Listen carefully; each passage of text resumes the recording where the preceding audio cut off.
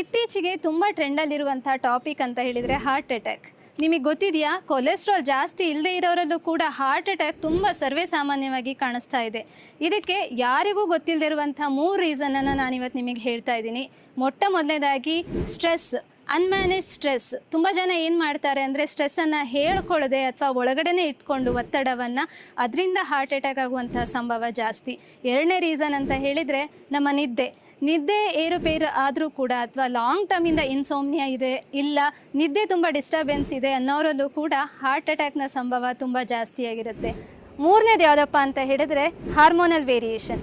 ಯಾವ ಹಾರ್ಮೋನ್ ಅಂತ ಹೇಳಿದ್ರೆ ಇನ್ಸುಲಿನ್. ಈ ಇನ್ಸುಲಿನ್ ರೆಸಿಸ್ಟೆನ್ಸ್ ಬಾಡಿಯಲ್ಲಿ ಆದಾಗ ಫ್ಯಾಟ್ ಡೆಪಾಸಿಟ್ ಆಗುತ್ತೆ. ಫ್ಯಾಟ್ ಅಂದರೆ ಕೊಲೆಸ್ಟ್ರಾಲ್ ಅಲ್ಲ, ಮಿಸ್ಟೇಕ್ ಮಾಡ್ಕೋಬೇಡಿ. ಈ ಫ್ಯಾಟ್ ಡೆಪೋಸಿಷನ್ ಆದರೂ ಕೂಡ ಕೊಲೆಸ್ಟ್ರಾಲ್ ಇಲ್ಲದೆ ಇರೋರಲ್ಲೂ ಕೂಡ ಹಾರ್ಟ್ ಅಟ್ಯಾಕ್ ಆಗುತ್ತೆ. ಹಾಗಿದ್ರೆ ಈ ಮೂರಿಂದನೂ ಬಚಾವಾಗಿ ಹಾರ್ಟ್ ಅಟ್ಯಾಕ್ ಆಗದೆ ಇರೋ ಥರ ಹೇಗೆ ನೋಡ್ಕೋಬೇಕು? ಒಂದು ತುಂಬ ಮಿರಾಕಲ್ ವೈಟಮಿನ್ ಅಥವಾ ಸಪ್ಲಿಮೆಂಟ್ ಅಂತ ಹೇಳಿದ್ರೆ ಒಮೆಗಾ 3 ನಮ್ಮ ಹಾರ್ಟ್ ಹೆಲ್ತನ್ನು ಚೆನ್ನಾಗಿರುತ್ತೆ, ಫ್ಯಾಟ್ ಡೆಪೋಸಿಷನನ್ನು ಕಡಿಮೆ ಮಾಡುತ್ತೆ, ಹಾಗೆ ನಿದ್ದೆಯನ್ನು ಕೂಡ ಚೆನ್ನಾಗಿ ಮಾಡುತ್ತೆ, ಸ್ಟ್ರೆಸ್ ಕಡಿಮೆ ಮಾಡೋದಕ್ಕೂ ಕೂಡ ಸಹಾಯ ಮಾಡುತ್ತೆ.